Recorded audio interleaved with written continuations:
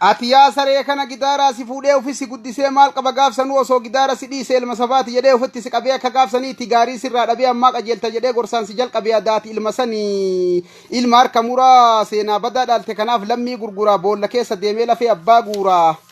sin jaaladha biyya koo oromiyaa silaa akka jaalalaati an sirraan fagaadhu sababa gabrummaa jireenya wallaalee biyyarraa baqadhus akka goobanni bara 1888 oromiyaa cabsee gaafsa irraa kaasee hanga aduu adhaa lammii yoom gachiise bara 1888 irraa waraabessi guyyaan dirreetti nu nyaatee yaa rabbi maali badiin keenya ganamaaf galgala nusumatti boonna furmaata nu buusi yaa rabbi ol aana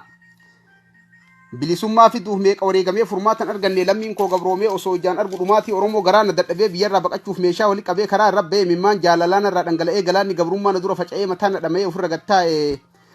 margi ganna malee bona lafaan marguu hayyuu hidhaa jira ka fagoo waa arguu akka kanaan haylee fidaa nyaate darbuun goototuma fuudha barri dhufee darbuu ilmaan haadhiyyeessaa bakka takka qarbuu yoo namni argine darbumti haa argu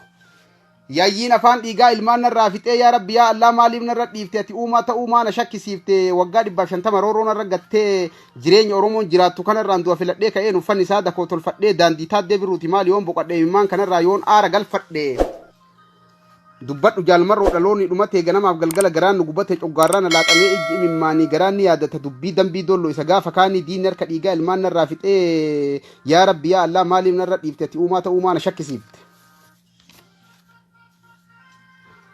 osoo na dhukkubu ilkaaniin seeqataa gocha dambii dooloo dhaloonni dagadaa Itoophiyaan kufuun kun waan oolamne mootummaan gabroomsaan filannoo sobaatiin uummata dhiichisaa afaan rasaasaatiin boordii murachiisaa eenyutu dhiyaatee boordii murattanii eenyu madaaltanii eenyuun filattanii yaa ilmaan Oromoo hayyoota hidhatti gattanii maraattuu gidaaraa wajjin dhiichiftanii